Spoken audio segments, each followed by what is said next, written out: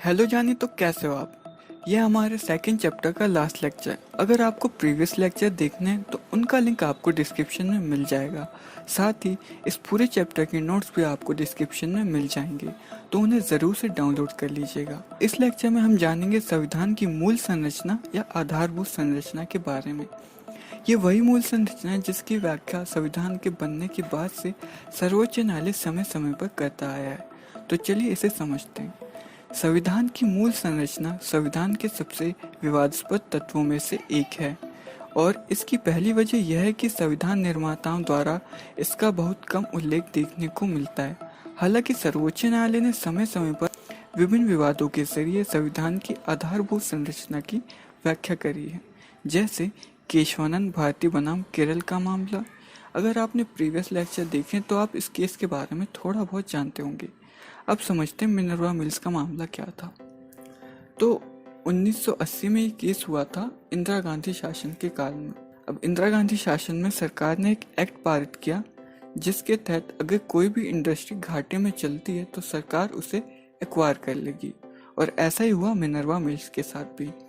जिसके बाद इस बात को लेकर मिनर्वा मिल्स जाती है सर्वोच्च न्यायालय के पास, और इसी के साथ 42वें संशोधन के अंतर्गत अनुच्छेद 368 में खंड 4 और 5 जो जोड़ा गया है उसे भी चैलेंज किया जाता है सर्वोच्च न्यायालय में, जिसमें कि खंड 4 में लिखा गया था कि अगर संसद कोई भी संशोधन करती है तो उसको न्यायालय में चुनौती नहीं दी जा सकेगी, भले वो सर्वोच्च न्यायालय हो या हाई कोर्ट हो। वहीं खंड 5 में लिखा होता है कि अनुच्छेद 368 में या उसके संबंध में संसद जितनी बार चाहे उतनी बार संशोधन कर सकता है, उसमें संशोधन करने की कोई सीमा नहीं होगी, यानी कि अनलिमिटेड बार वो संशोधन कर सकते हैं। तो इस बात को लेकर न्यायालय कहता है कि संसद अपनी सीमित शक्तियों का प्रयोग करके खुद को असीमित नहीं कर सकती, क्योंकि जैसा कि हम खंड 4 और 5 में देखते हैं, जहाँ पर वो कहते हैं ना ही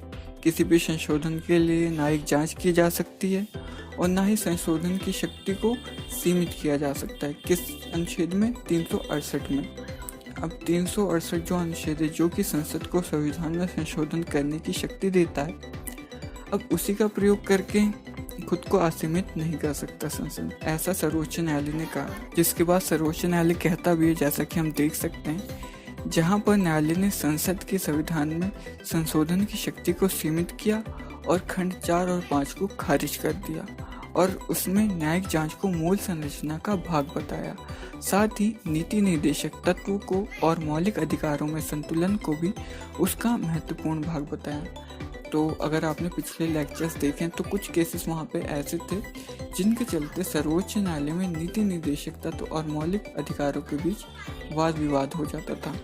तो इसलिए यहाँ पर सर्वोच्च न्यायालय कहता है इस मामले में कि नीति निर्देशक तत्वों और मौलिक अधिकारों में संतुलन बना रहना भी संविधान की मूल संरचना का एक भाग होगा। अब पहुँचते हैं सेकंड पॉइंट पे। यहाँ पर भी एक केस के बारे में बताया गया है जो कि है SR बम्बई का केस। तो इसकी थोड़ी सी हिस्ट्री जानते हैं। कर्नाटक में 2 दलों के गठबंधन से एक सरकार बनती है जिसके मुख्यमंत्री बनते हैं SR बम्बई।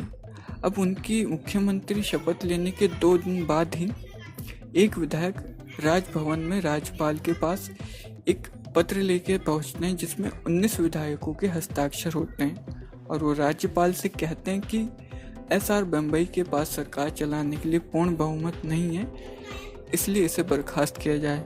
जिसके बाद राज्यपाल अनुच्छेद 356 का प्रयोग करते हुए SR बम्बई की सरकार को बर्खास्त करते हैं और वहाँ पर राष्ट्रपति शासन लागू करते हैं।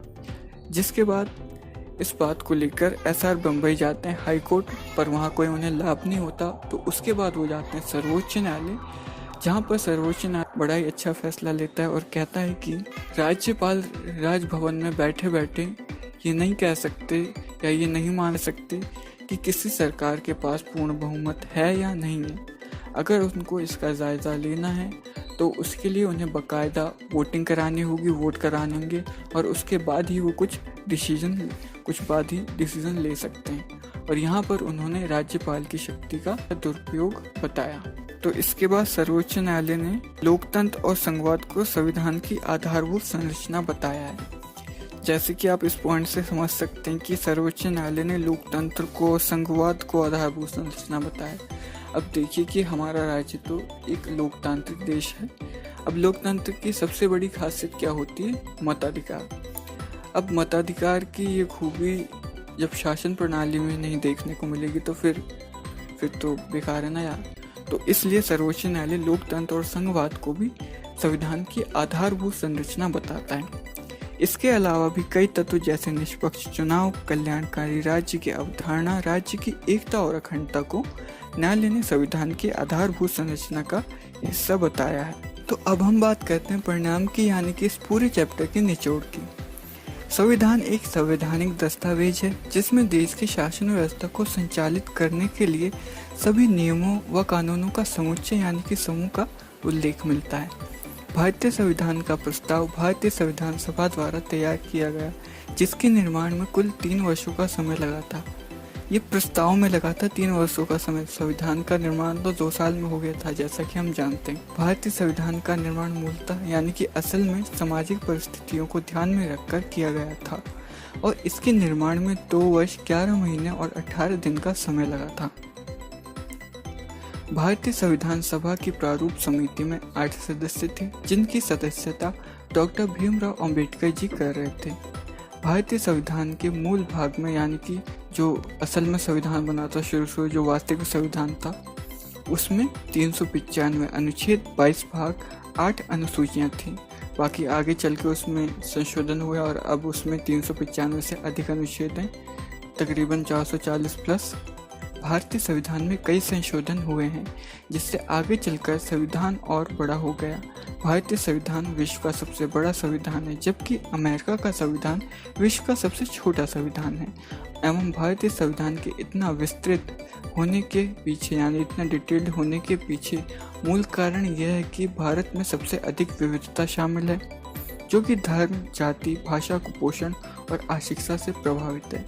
यानी विविधता के साथ धर्म, जाति, ये सब भी कारक हैं जो संविधान के इतना विस्तृत होने के लिए जिम्मेदार है। हालांकि संविधान निर्माताओं का प्रमुख उद्देश्य प्रत्येक तत्व और समस्या को संविधान में सम्मिलित करना था, जिस काम को उन्होंने बखूबी करने की कोशिश भी करी।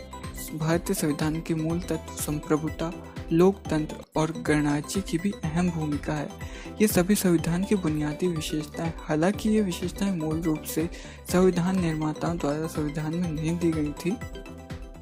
इन बुनियादी विशेषताओं की व्याख्या समय समय पर सर्वोच्च न्यायालय ने की है, जैसा कि अभी हमने पढ़ा था, और सर्वोच्च न्यायालय को ही संविधान का संरक्षक माना जाता है। जैसे कि SR बम्बई के मामले में सर्वोच्च न्यायालय ने कहा कि संविधान की मूलभूत संरचना को ना तो खत्म किया और ना तो उल्लंघन और ना ही उसे क्षतिग्रस्त किया जा सकता है, यानी चोट पहुंचाई जा सकती है।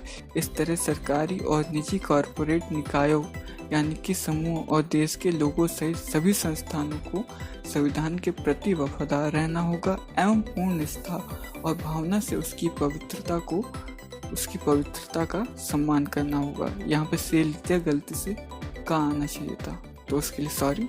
तो ये होता है हमारा 2nd चैप्टर कंप्लीट। पढ़ते रहिए, टेक केयर जर्नी। DOSAOL की हर जानकारी पाने के लिए हमारे चैनल को सब्सक्राइब करें और वीडियो अच्छी लगी हो तो लाइक करें, शेयर करें, कमेंट करें। Thank you.